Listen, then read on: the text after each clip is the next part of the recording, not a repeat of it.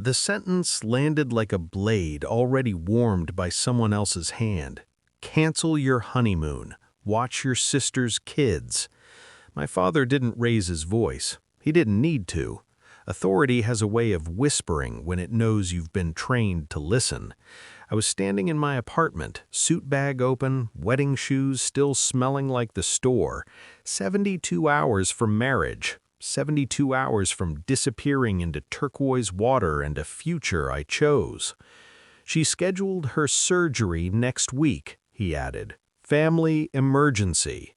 Emergency. That word does a lot of dirty work for people who don't want to explain themselves.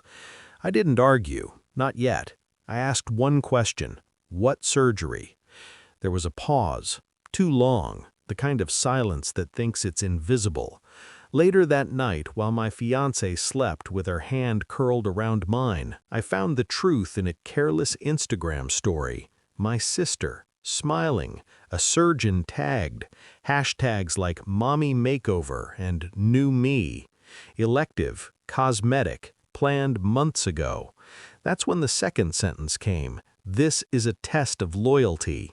I've been taking their tests my entire life. Passing them too, missing birthdays, canceling trips, putting my life on hold so my sisters never had to.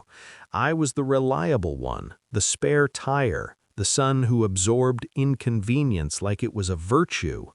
I stared at the ceiling and felt something finally click into place. Not anger, clarity. I smiled the next morning when Dad called back. I told him I understood. I told him family comes first. I told him I'd think about it. Then I hung up and started planning. I didn't confront anyone. That would have been a gift. I needed silence. I needed them comfortable. So I played my role. Dutiful son, conflicted brother, almost married man willing to bend. Behind the scenes, I moved like a ghost. I forwarded every message to a separate folder, screenshots, timestamps. The phrase test of loyalty looked different when you saw it in writing. Clinical, ugly. I checked the tickets, non-refundable, honeymoon suite, overwater bungalow, everything paid for by me. I remembered how my father had once said, "A man proves himself by what he sacrifices." I decided I was done proving anything. The night before the wedding, my sister sent a voice note. She sounded tired, performative. "Please don't make this harder than it has to be," she said. I replayed it twice. Not once did she ask how I was. That's when I knew exactly how to do it. The wedding was perfect, small, intentional. My parents smiled for photos like they were already counting what they'd ask from us next. My sister cried loudly. Relief, maybe. She still thought I was bending. 72 hours later, we boarded the plane. I sent one message before takeoff. Just one. I failed the test. Then I blocked every number I shared blood with. Bora Bora doesn't care about family politics. The water doesn't ask you to choose sides. My wife laughed more in those first 2 days than I'd seen in years. We slept with the doors open, waves breathing with us. On the third morning, curiosity got the better of me. I turned my phone back on. 147 missed calls, voicemails stacked like evidence, rage, panic, accusations. My father's voice cracked on the last one. Not concern. Control slipping. They had assumed I would cave. They always do. That's the danger of confusing patience with obedience. I listened to every message, calmly. I forwarded them to my lawyer, because here's the part they never saw coming.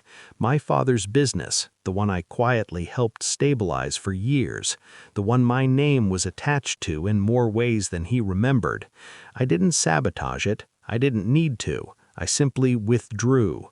Contracts unravel when the person holding them stops answering calls. By the time we flew home, the story had changed. Not about the kids, not about loyalty. Now it was about how I'd abandoned them, how selfish I was, how disappointed they felt. We met for coffee a week later. Neutral ground, glass walls, public enough to keep them polite. Dad leaned forward. "You embarrassed us." I nodded. I slid my phone across the table, opened to the folder, screenshots, dates, the Instagram post, the voice note, his text about loyalty. I learned from you, I said. Preparation, documentation, timing. My sister's face drained first. Dad followed, slowly. I'm done, I said. No more tests, no more emergencies that only exist when I'm happy. He opened his mouth. I stood up. I didn't raise my voice. I didn't need to. Power doesn't shout when it knows it's final. Walking away felt lighter than forgiveness ever did. Now when my phone stays silent, it's peaceful. When my wife asks about family, I tell her the truth. I chose the one I built. Loyalty isn't proven by what you give up. It's proven by what you refuse to lose. And this time, I didn't fail. I graduated.